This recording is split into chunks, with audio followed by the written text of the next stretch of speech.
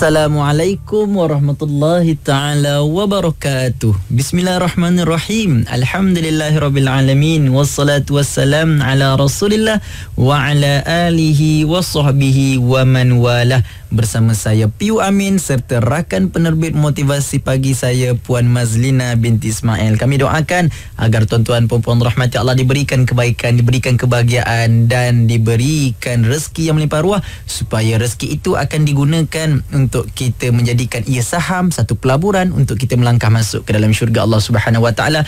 Tidak ada satu tujuan yang paling terbaik, tidak ada satu impian yang sangat cantik, hanyalah tujuan dan impian kita memasuki syurga Allah Subhanahu Wa Taala. Jadi pada pagi ini marilah seperti biasa kita mendadah tangan kepada Allah Subhanahu Wa Taala, semoga ianya menjadi senjata yang terbaik. Kita berdoa kepada Allah Subhanahu Wa Taala. Bismillahirrahmanirrahim. Allahumma qawi imanana wa wahid sufufana wajma' qulubana ala mahabbatik. Ya Allah, ya Tuhan kami, kuatkanlah iman kami, satukanlah barisan kami, satukanlah hati-hati kami dengan keberkatan-Mu ya Rabbal Alamin. Amin ya Rabbal Alamin. Moga-moga tuan-tuan rahmati Allah, doa ini tadi akan memberikan sinar kebahagiaan, satu titik loncatan yang terbaru supaya kita boleh menjadi seorang manusia yang dikasihi oleh Allah Subhanahu Wa Taala. Baiklah, pada pagi ini saya nak berkongsikan dalam siri motivasi pagi, iaitu ayah dan ibu. Ya, tuan-tuan rahmati Allah. Yalah, bila kita bercakap tentang ayah dan ibu, bila kita bercerita tentang bagaimana kisah ayah dan ibu, ianya satu yang sentimental, ianya satu perkara yang kadang-kadang menusuk dalam hati kita.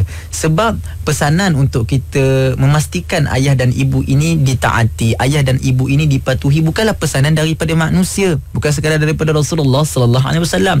Bahkan ianya datang daripada surah Al-Isra ayat 23, kata Allah Subhanahu Wa Taala, a'udzubillahi minasyaitonir rajim.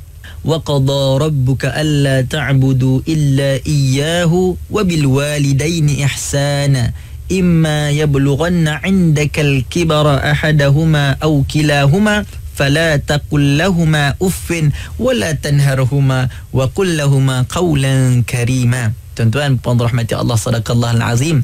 Maka tuan-tuan, Allah Ta'ala sebut, aku tentukan kepada kamu untuk kamu menyembah tidak lain tidak bukan hanya pada Allah Subhanahu Wa Taala. Ini kefarduan yang asas.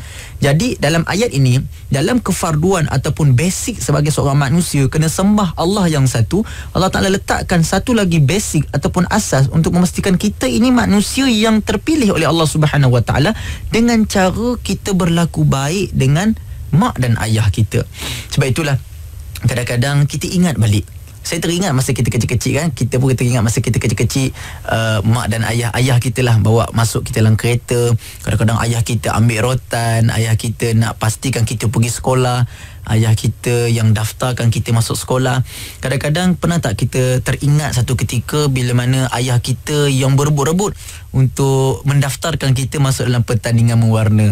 Kadang-kadang saya terasa bila mana saya teringat satu hari saya nak tidur, kadang-kadang tuan-tuan pun teringat tak masa ayah kita nak belikan pensil warna. Kadang-kadang sampai satu ketika ayah kita pakai baju cantik-cantik, tiba-tiba kita waktu tu kita kecil lagi, kita termuntah atas baju ayah ni, tapi ayah tak marah.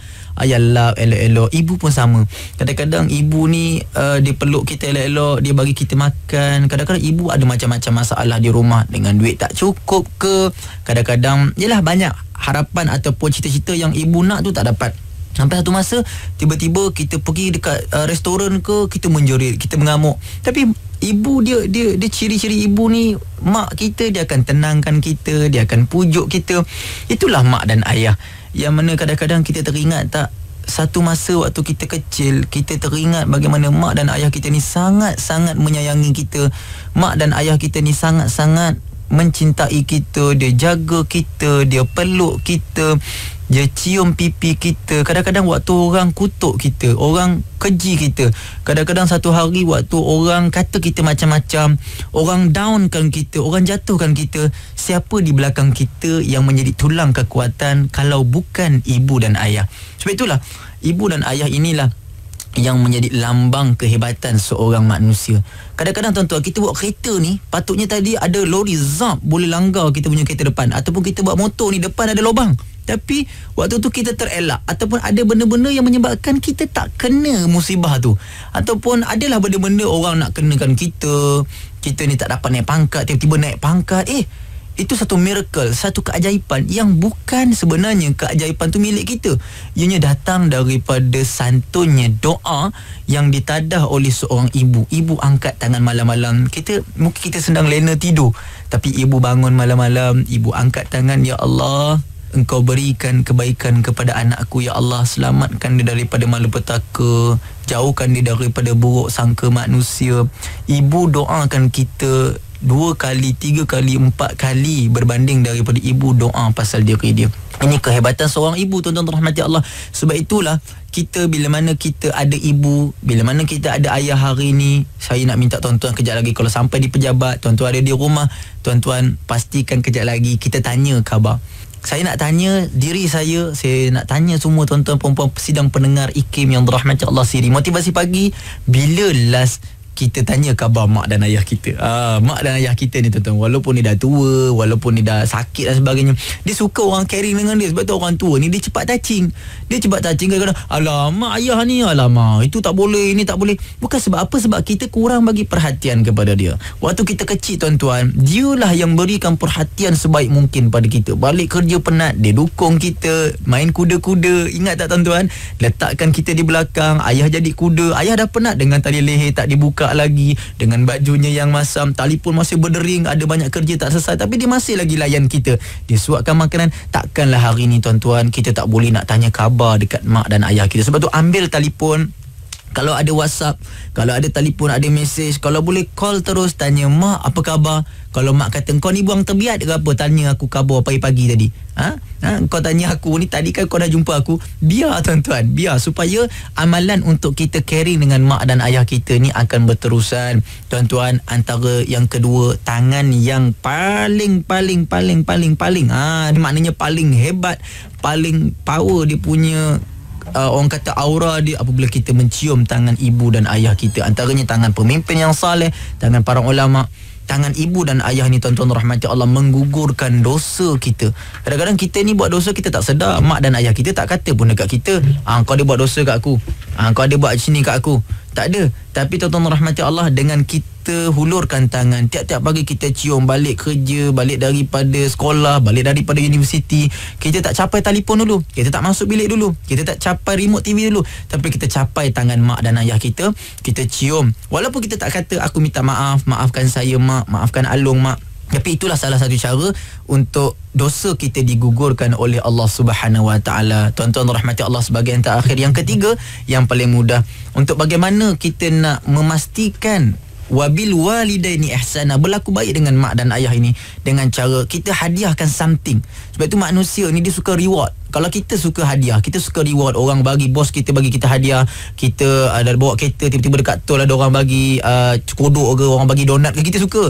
Tapi takkanlah kalau mak dan ayah kita dalam sebulan kita nak tunggu hari jadi dia, tahun depan tak sempat hari jadi dah tuan-tuan kan.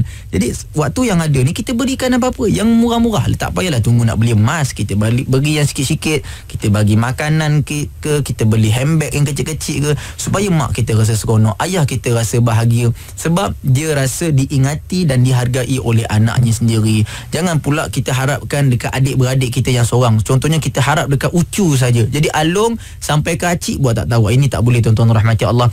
Ingatlah, ibu dan ayah inilah wali keramat yang ada di sisi kita. Kita mungkin ada kekayaan, kita mungkin ada kereta, kita boleh beli rumah, tapi kita tak boleh beli ibu dan ayah kita. Hanya satu saja ibu dan ayah kita yang Allah Subhanahu Wa Taala kurniakan kepada kita. Bagaimana cara kita syukur? Gunakanlah 3 tips dan petua yang telah saya berikan. Moga-moga ibu dan ayah kita gembira kerana memiliki seorang anak yang sangat saleh, dan Rasulullah juga bergembira kerana tanggungjawab kita sebagai seorang anak terlaksana. InsyaAllah tuan-tuan rahmati Allah, moga-moga motivasi pagi ini memberikan kebaikan. Jangan lupa untuk hubungi dan juga telefon mak dan ayah kita kejap lagi. InsyaAllah bersama saya akan datang. PU Amin. Dengarkan IKIM selalu ya. Assalamualaikum.